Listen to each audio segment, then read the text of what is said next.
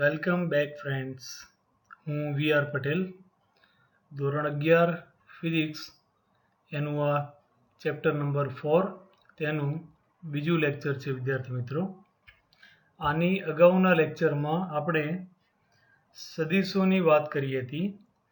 અદિશ અને સદિશ રાશિમાં શું તફાવત હોય છે તે, અને સદિશ રાશિને કેવી રીતે દર્શાવી શકાય અને તેના અંગો કેવા હોય છે. ઉપરાંત બે સદિશો વચ્ચેની સમાનતા આપણે કેવી રીતે વ્યાખ્યાયિત કરી શકીએ તેની આપણે અગાઉના લેક્ચરમાં વાત કરી હતી. આજની વાત કરીએ વિદ્યાર્થી મિત્રો, તો સદિશોના ક્ષેત્રમાં જ આપણે આજે આગળ વધીશું.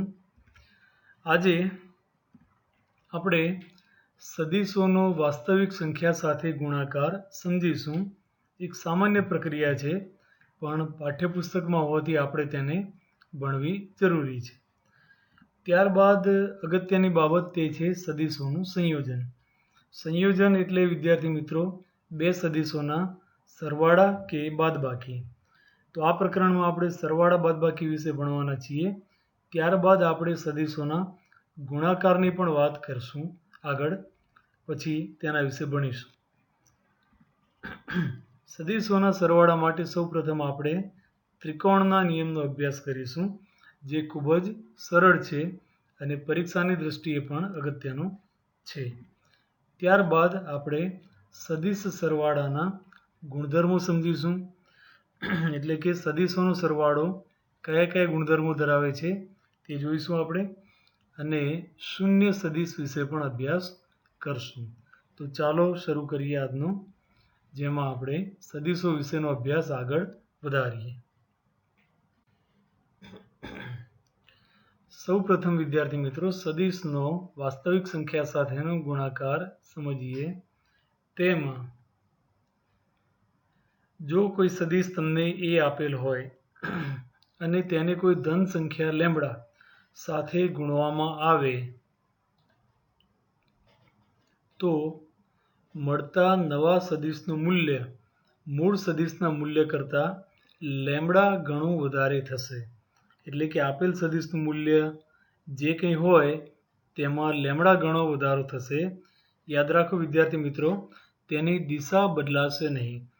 એટલે કે કોઈ સદિશને વાસ્તવિક સંખ્યા સાથે ગુણ્યા બાદ મળતા નવા સદિશની દિશા તે મૂળ સદિશની દિશામાં જ રહેશે.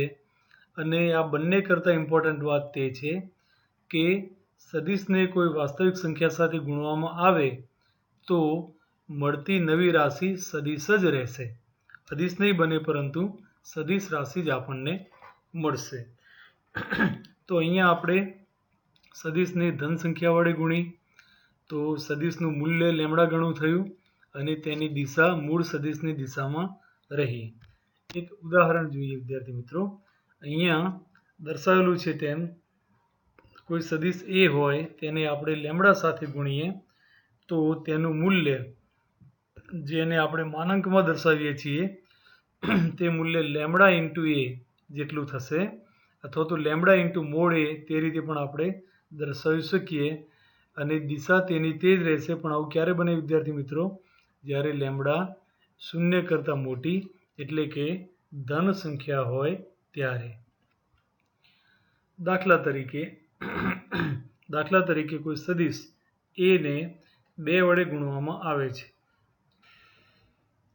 તો જો સદિશ એને 2 વડે ગુણવામાં આવે તો વિદ્યાર્થી મિત્રો તેનો પરિણામી સદિશ જે મળશે તેનું મૂલ્ય મૂળ સદિશના મૂલ્ય એટલે કે મોડ એ કરતાં બમણું એટલે કે 2a જેટલું થશે. નવા સદિશને પણ આપણે 2a વડે દર્શાવી શકીએ. અહીંયા યાદ રાખો વિદ્યાર્થી મિત્રો કે ઘાટા અક્ષરમાં લખેલો a તે સદિશ દર્શાવે છે, પણ તમે જ્યારે નોટમાં લખશો ત્યારે ઘાટા એટલે કે બોલ્ડ અક્ષર ન વાપરતા તમારે સદિશના સંજ્ઞાના માથે તીરની નિશાની કરવાની રહેશે. બરાબર? તો એને 2 વડે ગુણતા નવો સદિશ 2a થશે. બરાબર? પરંતુ નવા સદિશની દિશા તો મૂળ સદિશ એની દિશામાં જ રહેશે, માત્ર મૂલ્ય જ એના મૂલ્ય એટલે કે મોડ એ કરતાં 2 ગણું થશે. તો આ વાત આપણે બાજુમાં આકૃતિની મદદથી સમજી શકીએ છીએ. તો વિદ્યાર્થી મિત્રો, આકૃતિમાં જુઓ એક સદિશ એ દર્શાવેલો છે. તેની લંબાઈ તેના મૂલ્યના સમપ્રમાણમાં હોય તે વાત તમે જાણો છો. તો આ સદિશની પણ કંઈક લંબાઈ છે જે તેનું મૂલ્ય દર્શાવે છે. જ્યારે આ સદિશને 2 વડે ગુણવામાં આવે ત્યારે મળતો નવો સદિશ 2a તે જુઓ તમે અહીંયા, તો તેની લંબાઈ મૂળ સદિશ કરતાં બમણી થઈ ગઈ. કારણ કે સદિશની લંબાઈ તેના મૂલ્યના સમપ્રમાણમાં હોય. અહીંયા સદિશનું મૂલ્ય બમણું થયું, તેથી તેની લંબાઈ પણ આકૃતિમાં બમણી થઈ ગઈ.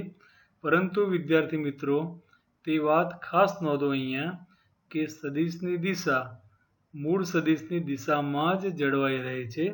તેની દિશામાં કોઈ ફેરફાર થતો નથી. તો જ્યારે પણ કોઈ સદિશને કોઈ સંખ્યા સાથે ગુણવામાં આવે ત્યારે આ બાબતો, આ ગુણધર્મો તે જળવાઈ રહેશે. એ વાત તમારે હંમેશા યાદ રાખવી.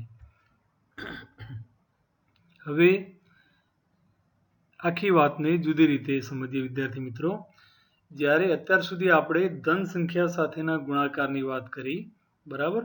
જો ધન સંખ્યા સાથે ગુણીએ તો મૂલ્ય તે સંખ્યા જેટલા એના ગણું થશે, પણ દિશા બદલાતી નથી. પણ જ્યારે સદિશને કોઈ ઋણ સંખ્યા વડે ગુણવામાં આવે, દાખલા તરીકે આપેલ સદિશ એ ને કોઈ ઋણ સંખ્યા લેમ્બડા વડે જો આપણે ગુણીએ, એટલે કે માઇનસ લેમ્બડા સાથે ગુણીએ, તો વિદ્યાર્થી મિત્રો સદિશનું મૂલ્ય તો લેમ્બડા ગણું થશે જ, પરંતુ તે મૂલ્ય ઋણ બની જશે. તેથી આપણે એમ કહીશું કે સદિશનું મૂલ્ય માઇનસ લેમ્બડા ગણું થશે. સદિશનું મૂલ્ય જો મોડ એ હોય તો માઇનસ લેમ્બડા સાથે ગુણ્યા બાદ તેનું નવું મૂલ્ય માઇનસ લેમ્બડા ઇન્ટુ મોડ એ જેટલું થશે. હવે વિદ્યાર્થી મિત્રો, અહીંયા માઇનસ ચિહ્ન આવ્યું, તેથી આપણે એમ કહી શકીએ કે સદિશની દિશા મૂળ સદિશની વિરુદ્ધ દિશામાં મળશે. જ્યારે પણ કોઈ રાશિ સદિશ આપેલી હોય અને તેની સાથે માઇનસ સંજ્ઞા જ્યારે ગુણાય ત્યારે હંમેશા તેની દિશા ઉલટાઈ જશે. તે વાત તમે બરાબર સમજી અને યાદ રાખો. તો અહીંયા પણ આપણે માઇનસ લેમ્બડા સાથે સદિશને ગુણીએ છીએ, તો સદિશનું મૂલ્ય લેમ્બડા ગણું થશે. તે વાત બરાબર, પરંતુ તેની દિશા મૂળ દિશા કરતાં તદ્દન વિરુદ્ધ, તદ્દન ઉલટી દિશા આપણને પ્રાપ્ત થશે. આ વાત આપણે અહીંયા સમજવાની છે. બાજુની આકૃતિમાં આ વસ્તુ તમે જોઈ શકો છો વિદ્યાર્થી મિત્રો. તો સૌ પ્રથમ આપણને એક સદિશ એ અહીંયા આપેલો છે, જેનું કંઈક મૂલ્ય છે. તેનું મૂલ્ય તેની લંબાઈના સમપ્રમાણમાં હોય. તો આ સદિશની લંબાઈ તેનું મૂલ્ય દર્શાવે છે તેમ માની લો. હવે આ સદિશને સૌ પ્રથમ માત્ર -1 સાથે ગુણીએ વિદ્યાર્થી મિત્રો. આ સદિશ એને -1 સાથે ગુણીએ તો મળતો નવો સદિશ -1 ઇન્ટુ એ એટલે કે -a બનશે. તો અહીંયા જુઓ તમે, મૂળ સદિશની દિશા એ માઇનસ સંજ્ઞા ગુણાવવાથી આ દિશા ઉલટાઈ ગઈ, બરાબર. મૂળ દિશા જે હતી તેના કરતાં વિરુદ્ધ દિશા પ્રાપ્ત થઈ. કેમ થયું? તો માઇનસ સંજ્ઞા લાગવાથી આવું થયું. જો આપણે મૂળ સદિશ એને -1.5 એ સાથે ગુણીએ તો સદિશની દિશા તો અહીંયા ઉલટાય છે જ, પણ સાથે સાથે શું થયું વિદ્યાર્થી મિત્રો બીજું? તો સદિશનું મૂલ્ય 1.5 ગણું એટલે કે 1.5 ગણું વધારે થયું. તેથી આ સદિશની લંબાઈ કરતાં આ નવા સદિશની લંબાઈ 1.5 ગણી એટલે કે 1.5 ગણી વધારે થઈ ગઈ. સાથે દિશા પણ ઉલટાઈ ગઈ. તો જો પરીક્ષામાં પૂછવામાં આવે કે કોઈ સદિશનો વાસ્તવિક સંખ્યા સાથેનો ગુણાકાર સમજાવો, તો તમારે આટલા જ મુદ્દા અને આ બંને આકૃતિ સાથે લખવાના રહેશે વિદ્યાર્થી મિત્રો. જે મુદ્દાઓ પાઠ્યપુસ્તકમાંથી સીધા ભણી શકાય તેવા છે, તેવા મુદ્દાઓને હું સહેજ પણ ચેન્જ કર્યા સિવાય તમારી સામે મૂકું છું, કે જેથી તમે પાઠ્યપુસ્તક વાંચો ત્યારે તમને કંઈ જુદું ન લાગે અને કેટલી બાબતો લખવા જેવી છે તે તમને બરાબર સમજાય.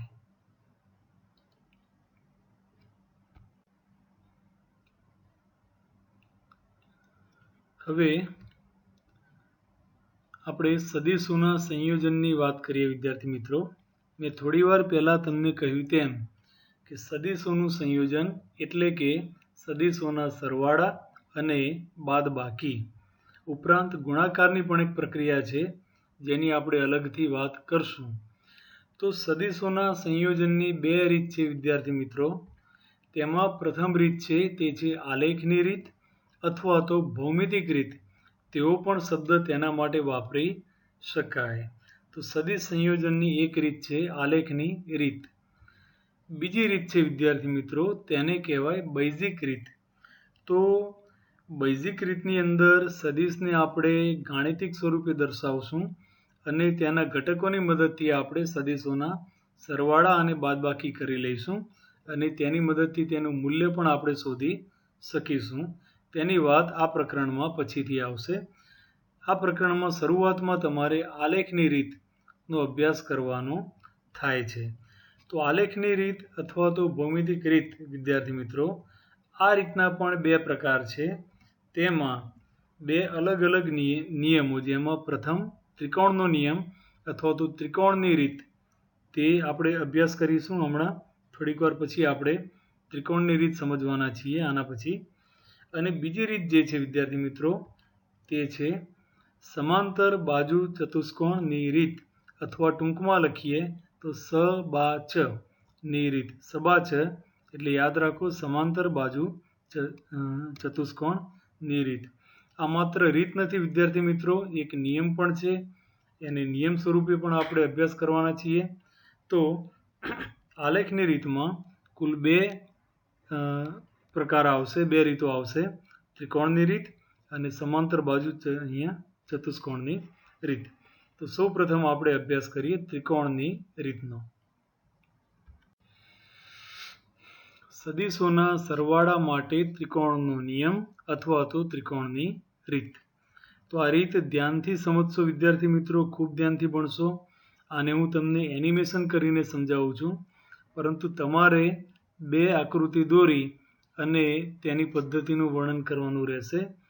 પરીક્ષામાં 11મા ધોરણમાં આ રીત વારંવાર પૂછાય છે 2 માર્ક માટે. તો આને અવશ્ય 100% તૈયાર કરી લેશો અને ખૂબ ધ્યાનથી અત્યારે ભણશો. ધારો કે આપણને એક સદિશ આપેલો છે. તે સદિશને આપણે સદિશ એ વડે દર્શાવીએ. સદિશનું મૂલ્ય તેની લંબાઈના સમપ્રમાણમાં હોય અને તેની દિશા. તો આકૃતિ સ્વરૂપે જ્યારે દર્શાવીએ ત્યારે સદિશની લંબાઈ અને તેની દિશા બંને ખૂબ અગત્યની બાબતો છે વિદ્યાર્થી મિત્રો. આ વાત હંમેશા યાદ રાખશો. બીજો એક સદિશ આપણને આપેલો છે. તે સદિશને આપણે સદિશ બી વડે દર્શાવીએ. હવે આ બંને સદિશોનો આપણે સરવાળો કરવો છે. સદિશ એ અને સદિશ બી બંનેનો આપણે સદિશ સરવાળો કરવા માંગીએ છીએ. તો તેના માટે તમારે સૌપ્રથમ કોઈ ઉદ્ગમ બિંદુ ધારવું પડશે અને ત્યાંથી શરૂ કરી અને સદિશ એને દર્શાવવો પડશે. તો અહીંયા આકૃતિમાં આપણે કોઈ ઉદ્ગમ બિંદુ ઓ ધારીએ છીએ વિદ્યાર્થી મિત્રો. આ બિંદુને ઓ બિંદુ કહીએ છીએ અને ઓ બિંદુ પાસે આપણે એક સદિશ ઓપી, ઓથી કોઈ પી બિંદુને જોડતો સદિશ ઓપી એવી રીતે દોરીએ કે જેથી તેના મૂલ્ય અને દિશા આપણને આપેલા મૂળ સદિશ એના જેવા જ હોય. તો અહીંયા તો મેં એ સદિશને તેના જ સ્થાને ઓપી વચ્ચે દર્શાવી દીધો છે વિદ્યાર્થી મિત્રો.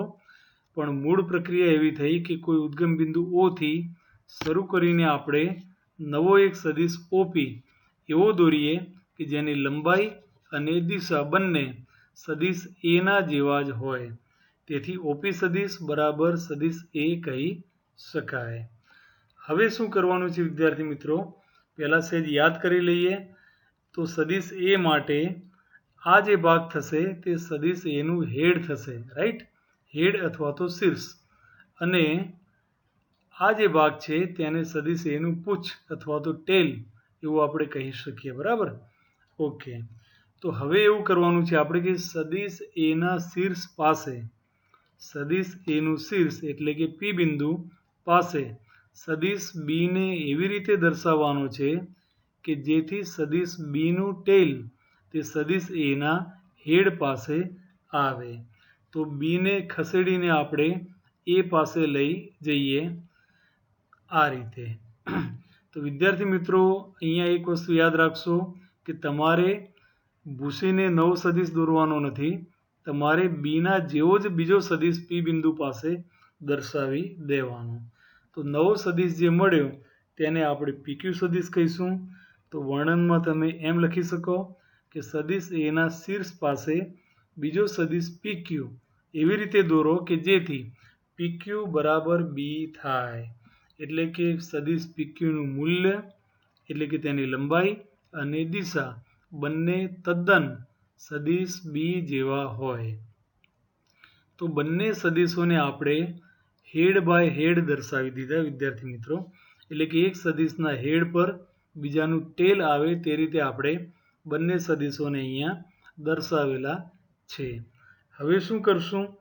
તો જ્યાંથી આપણે શરૂઆત કરી હતી તે બિંદુ ઓ, બરાબર, બિંદુ ઓ થી આપણે સદિશ એને દોરવાની શરૂઆત કરી હતી તે ત્યાંથી શરૂ કરીને અંતિમ બિંદુ જે ક્યુ મળ્યું, આ બંનેને જોડતો આપણે એક સદિશ દોરીશું વિદ્યાર્થી મિત્રો.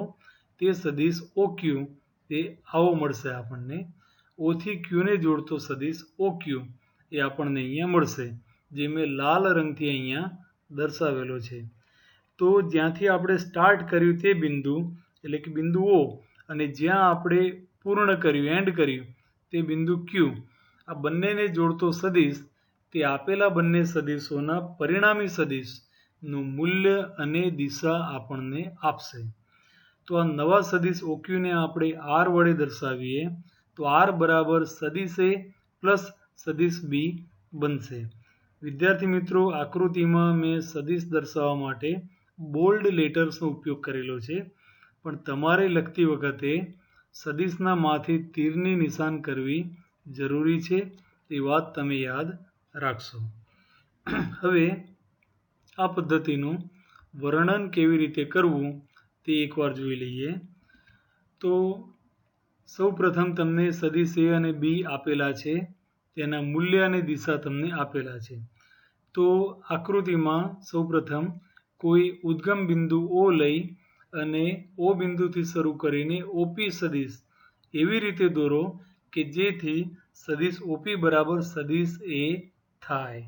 તો ઓપી સદિશ આપણે એવો દોરવાનો છે કે તેનું મૂલ્ય અને દિશા સદિશ એના જેવા જ હોય, બરાબર. ત્યારબાદ સદિશ એના શીર્ષ પાસે એટલે કે એના હેડ પાસે સદિશ બીનું પૂછ આવે તેવી રીતે બીજો સદિશ પીક્યુ તે બીના જેવો જ આપણે દોરવાનો છે. એવી રીતે દોરવાનો કે જેથી સદિશ પીક્યુ બરાબર સદિશ બી થાય. તો આ બંને સદિશ દોરતી વખતે તમારે સદિશનું મૂલ્ય એટલે કે તેની લંબાઈ અને સદિશની દિશા તે તદ્દન મૂળ સદિશો જેવા જાળવી રાખવાના છે વિદ્યાર્થી મિત્રો. આ વાત અહીંયા યાદ રાખશો. હવે સ્ટાર્ટ પોઈન્ટ એટલે કે ઉદ્ગમ બિંદુ ઓ થી એન્ડ પોઈન્ટ એટલે કે ક્યુ બિંદુને જોડતો સદિશ ઓક્યુ જો દોરવામાં આવે તો તે પરિણામી સદિશ આરનું મૂલ્ય અને દિશા આપણને આપશે. એટલે કે પરિણામી સદિશ આર બરાબર ઓક્યુ બરાબર સદિશ એ વત્તા સદિશ બી અહીંયા થશે. એ અને બીનો સદિશ સરવાળો તેને આપણે પરિણામી સદિશ એટલે કે રિઝલ્ટન્ટ વેક્ટર આર વડે દર્શાવીએ છીએ. તો વિદ્યાર્થી મિત્રો, આ થયું બે સદિશોનો પરિણામી સદિશ મેળવવાની રીત. અહીંયા યાદ રાખો કે પરિણામી સદિશનું મૂલ્ય અને દિશા બંને સદિશોના મૂલ્ય અને દિશા કરતાં તદ્દન અલગ હોઈ શકે છે. તો આ પદ્ધતિ તમારે તૈયાર કરી લેવાની. આ આકૃતિ આવી એક ત્રિકોણ આકૃતિ તમારે અવશ્ય દોરવાની છે. તે ઉપરાંત મૂળ સદિશ એ અને બી દર્શાવવા માટે બે સદિશો અલગ પણ તમારે આકૃતિમાં દર્શાવવાના રહેશે, બરાબર. તો આ પ્રશ્ન 2 માર્કમાં પૂછાતો હોય છે, જેને અવશ્ય તૈયાર કરી લેવો. હવે વિદ્યાર્થી મિત્રો, સદિશોના સરવાળાની જે પ્રક્રિયા આપણે ભણી ગયા તેના કેટલાક ગુણધર્મોનો અભ્યાસ કરીએ. સૌ પ્રથમ પહેલો ગુણધર્મ છે તેનું નામ ક્રમનો નિયમ. તો ક્રમનો નિયમનું સદીશોના સરવાળામાં પાલન થાય છે, એટલે કે સદીશોનો સરવાળો ક્રમના નિયમનું પાલન કરે છે તેમ કહેવાય. શું મતલબ આનો વિદ્યાર્થી મિત્રો? તો આપણે બે સદીશોનો સરવાળો જ્યારે કરીએ છીએ, સદીશ a પ્લસ બી, અથવા જો તેનાથી ઉલટું કરીએ, જો બી પ્લસ એ કરવામાં આવે, જો બી પ્લસ એ લખીએ, તો બંનેનું પરિણામ એક સરખું જ મળતું હોય છે. એ પ્લસ બી લખો કે બી પ્લસ એ લખો, બંનેનો મતલબ બિલકુલ સરખો થશે. ત્રિકોણની રીતમાં પણ પ્રથમ એ સદીશ લઈ અને તેના હેડ પર બીને મૂકીએ, અથવા તો બીના હેડ પર એને મૂકીએ, બંને કેસમાં પરિણામી સદીશ એક સમાન પ્રાપ્ત થશે. કેવી રીતે?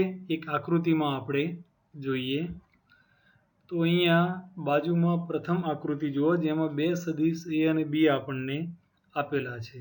તો કોઈ ઉદ્ગમ બિંદુ O ની પાસેથી આપણે સૌપ્રથમ સદીશ એ ને દર્શાવીએ અને એના હેડ પાસે સદીશ બી દર્શાવીએ, બીનું ટેલ આવે તે રીતે.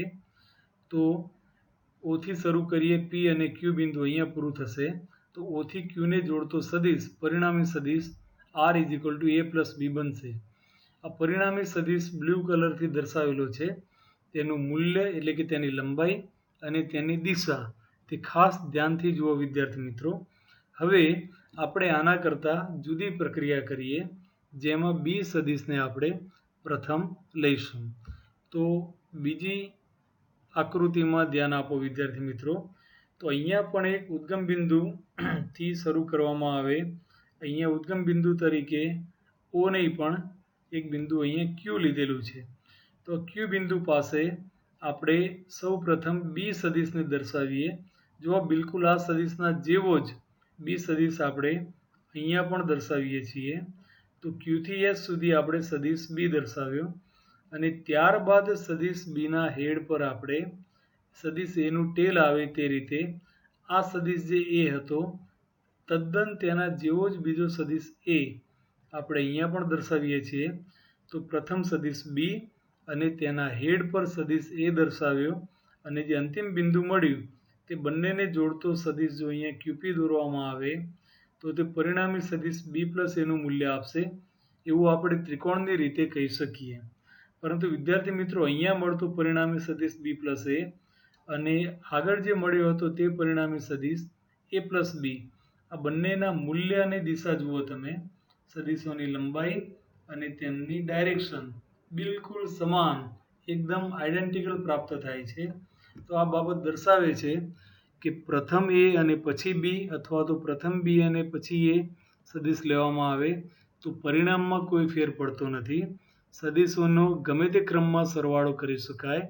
તેથી સદીશોનો સરવાળો સમક્રમી છે તેમ કહીશું, અથવા તો ક્રમના નિયમનું પાલન કરે છે તેમ કહી શકાય.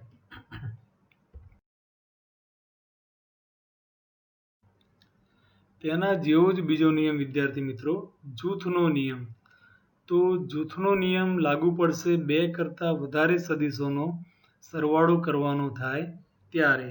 બે સદીશોમાં કોઈ જૂથ બને નહીં. તો બેથી વધારે એટલે કે 3 કે તેનાથી પણ વધારે સદીશો હોય ત્યારે આ જૂથનો નિયમ લાગુ પડશે. આપણે 3 સદીશોના સરવાળા માટે જૂથના નિયમની અહીંયા વાત કરશું. તો સદીશોનો સરવાળો જૂથના નિયમનું પણ પાલન કરે છે વિદ્યાર્થી મિત્રો. સદીશોના સરવાળામાં જૂથના નિયમનું પાલન થાય છે. એટલે કે જો કોઈ બે સદીશ એ પ્લસ બી, એ અને બીનો પ્રથમ સરવાળો કરી અને તેની અંદર કોઈ ત્રીજો સદીશ સી ઉમેરવામાં આવે તો આ એક પદ્ધતિ થઈ, જેમાં એ અને બીનું આપણે જૂથ બનાવ્યું, તેમનો સરવાળો પહેલાં કરી લીધો અને ત્યારબાદ આપણે તેમાં સદીશ સી ઉમેર્યો. તેનાથી જુદું આપણે બી અને સીનું જૂથ બનાવીએ અને તે બંનેનો સરવાળો પ્રથમ કરી રાખી અને પછી તેમાં સદીશ એ ઉમેરીએ, અથવા તો એની અંદર બી અને સીનો સરવાળો ઉમેરીએ. તો બંને સંજોગોમાં પરિણામો એક સમાન પ્રાપ્ત થશે. તો આ બાબત જેને જૂથનો નિયમ કહેવાય, જેમાં આપેલા 3 સદીશો માટે આપણે બે અલગ અલગ જૂથ બનાવ્યા. પ્રથમ કેસમાં એ અને બીનું જૂથ અને બીજા કેસમાં બી અને સીનું જૂથ, તો બંને વખતે પરિણામ એક સરખું મળશે. આકૃતિની મદદથી આ વાત આપણે સમજીએ.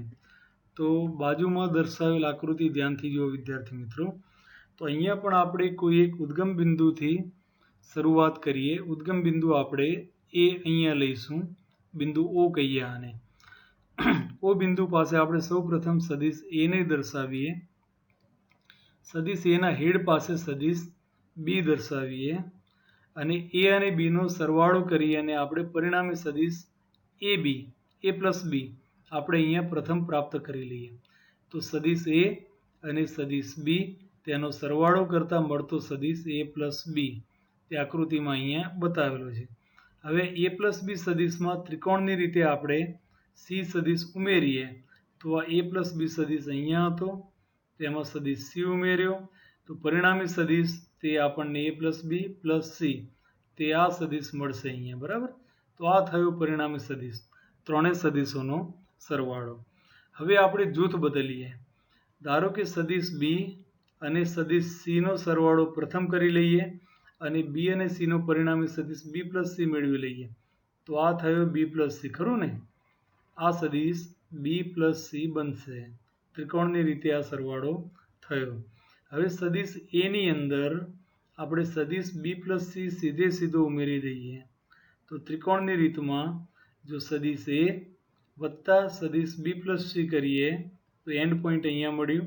વળી પાછું સ્ટાર્ટ અને એન્ડ પોઈન્ટને જોડતો સદિશ એટલે કે એ પ્લસ બી પ્લસ સી તે આપણને મૂળ સદિશ એ પ્લસ બી પ્લસ સી તેના જેવો જ મળશે.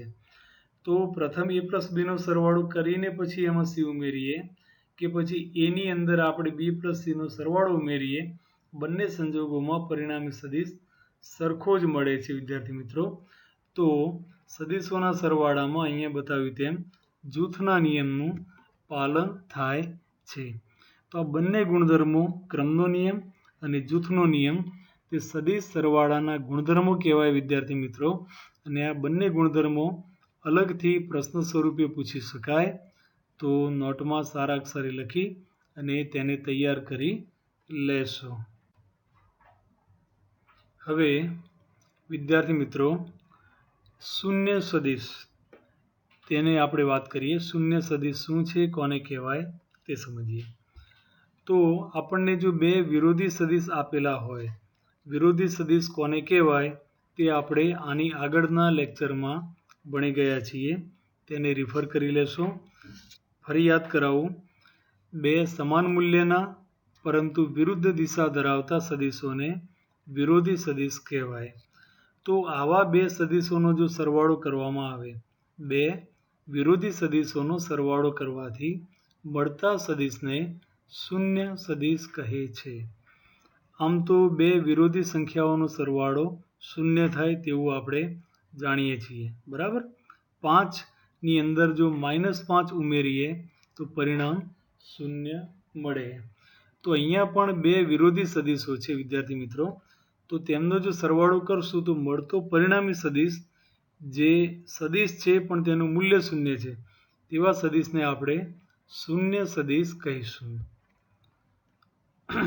દાખલા તરીકે અહીંયા કોઈ એક સદિશ એ અને તેનો વિરોધી સદિશ -a આપણને આપેલો છે. તો બંનેનો સરવાળો જે પ્રાપ્ત થશે તેને શૂન્ય સદિશ કહેવાય. બરાબર, તો a પ્લસ -a અથવા તો વેક્ટર એ સદિશ એ માઇનસ સદિશ એ બરાબર શૂન્ય. તો અહીંયા લખેલ શૂન્ય એ સામાન્ય 0 નથી પણ શૂન્ય સદિશ છે. મેં તેને બોલ્ડ અક્ષરથી દર્શાવેલું છે. તો આ વાતને આપણે આકૃતિની મદદથી સમજીએ. અહીંયા આકૃતિમાં એક સદિશ એ આપેલો છે. હવે એ સદિશ એનો વિરોધી સદિશ કેવી રીતે મળે વિદ્યાર્થી મિત્રો? તો સદિશ એને માઇનસ સંજ્ઞા વડે ગુણવામાં આવે તો તેનો વિરોધી સદિશ પ્રાપ્ત થશે. વિરોધી સદિશ કેવો હોય જુઓ આકૃતિમાં, તેની લંબાઈ સદિશ એની લંબાઈ જેટલી જ છે પરંતુ દિશા તેનાથી તદ્દન વિરુદ્ધ છે. તો તે સદિશને આપણે -a કહી શકીએ. હવે આવા બે સદિશોનો સરવાળો જો તમે ત્રિકોણની રીતે કરશો તો આપણે શરૂઆત કોઈ એક બિંદુથી અહીંથી કરીએ તો પ્રથમ સદિશ અને તેના હેડ પર જો બીજો સદિશ મૂકીએ તો તો આપણે મૂળ બિંદુએ પાછા આવી જઈશું. તો સ્ટાર્ટ અને એન્ડ પોઈન્ટ અહીંયા એક જ મળવાથી પરિણામી સદિશ શૂન્ય મળશે. તેને શૂન્ય સદિશ કહેવાય. શૂન્ય સદિશનું મૂલ્ય હંમેશા શૂન્ય હોય છે, તે યાદ રાખો. સદિશનું મૂલ્ય શૂન્ય હોવાથી તેની લંબાઈ પણ શૂન્ય હશે અને તેથી તેને આકૃતિ સ્વરૂપે દર્શાવી શકાય નહીં, તેમજ તેની દિશા પણ વર્ણવી શકાય નહીં. તે ઉપરાંત દાખલા તરીકે કોઈ આપેલ સદિશ A ની અંદર કોઈ શૂન્ય સદિશ ઉમેરવામાં આવે તો મૂળ સદિશ એમાં કોઈ ફેરફાર થશે નહીં. એનો એ જ સદિશ આપણને પાછો મળશે. જો શૂન્ય સદિશની સાથે કોઈ વાસ્તવિક સંખ્યા લેમ્બડા ગુણવામાં આવે, શૂન્ય સદિશ સાથે કોઈ સંખ્યા ગુણીએ તો તેનું પરિણામ શૂન્ય સદિશ જ રહેશે. ત્યારબાદ જો શૂન્ય કોઈ સદિશ એની સાથે જો શૂન્યનો ગુણાકાર કરવામાં આવે, સદિશની સાથે વાસ્તવિક સંખ્યા શૂન્ય, આ સદિશ નથી પણ આ માત્ર સંખ્યા છે, તો આપેલ સદિશ એની સાથે કોઈ શૂન્યનો ગુણાકાર કરવામાં આવે તો પરિણામી સદિશ શૂન્ય સદિશ મળશે. તે વાત પણ તમે અહીંયા યાદ રાખો. તો વિદ્યાર્થી મિત્રો, શૂન્ય સદિશ વિશે ટૂંક નોંધ પૂછી શકાય. તો અહીંયા જે દર્શાવેલા છે તેટલા મુદ્દા તમારે શોર્ટ નોટ સ્વરૂપે લખવાના રહેશે. બરાબર? તો તૈયાર કરી લેશો. હવે આજનું હોમવર્ક સમજી લઈએ વિદ્યાર્થી મિત્રો. તો સૌ પ્રથમ તો આપણે જે પ્રશ્ન ભણ્યા હતા તેની વાત કરશું. તો પ્રથમ પ્રશ્ન આવશે અહીંયા, સદિશનો વાસ્તવિક સંખ્યા સાથેનો ગુણાકાર સમજાવો. સદિશનો વાસ્તવિક સંખ્યા સાથેનો ગુણાકાર સમજાવો. બીજો પ્રશ્ન છે, સદિશોના સરવાળા માટે ત્રિકોણનો નિયમ સમજાવો. વિદ્યાર્થી મિત્રો, ત્રિકોણનો નિયમ પણ કહી શકાય અથવા ત્રિકોણની રીત પણ કહી શકાય. બેમાંથી જે શબ્દ વાપર્યો હોય તે જવાબ બંનેમાં એક સરખો થશે. તો આપણે થોડીક વાર પહેલાં જે ત્રિકોણની રીતનો અભ્યાસ કર્યો તે ખાસ તૈયાર કરી, 2-3 વાર પ્રેક્ટિસ કરી અને પરીક્ષામાં મોઢે લખી શકાય તેવી તૈયાર કરી લેશો. ત્યારબાદ સદિશ સરવાળાના ગુણધર્મો જણાવો. તો 2 ગુણધર્મો હતા વિદ્યાર્થી મિત્રો, ક્રમનો નિયમ અને જૂથનો નિયમ. તો આ બંને નિયમો શબ્દોમાં, તેમના નાનકડા સૂત્રો અને નાની નાની આકૃતિ તમારે જે બંને એમાં હતી તે તૈયાર કરી લેવાની રહેશે. છેલ્લો પ્રશ્ન છે, શૂન્ય સદિશ વિશે નોંધ લખો. તો શૂન્ય સદિશ કોને કહેવાય, ક્યારે મળે, તેનું મૂલ્ય, તેની દિશા, 2-3 ગાણિતિક પ્રક્રિયાઓ, તો આ બધી બાબતો તમારે લખવાની રહેશે. આમાં આકૃતિની જરૂર નથી વિદ્યાર્થી મિત્રો. શૂન્ય સદિશની નોંધમાં કોઈ આકૃતિ દોરવાની જરૂર રહેતી નથી. તો આ રીતે ઓનલાઈન અભ્યાસ રેગ્યુલર કરતા રહેવા માટે સ્કૂલ ખુલે પછી પણ તમારે આ જ રીતે રેગ્યુલર, જો તમને આ લેક્ચર્સ ગમતા હોય તો મારી ચેનલ, જેનું નામ physics classroom with VR Patel તેવું નામ છે વિદ્યાર્થી મિત્રો, તો આ ચેનલને સબસ્ક્રાઈબ કરી લેશો અને નોટિફિકેશન પણ તમને મળે તે માટે બેલ આઇકોનને ક્લિક કરવાનું. બરાબર? કે જેથી જ્યારે પણ હું વિડીયો મૂકીશ ત્યારે જ તેનું નોટિફિકેશન તમારા ફોનમાં આવી જશે.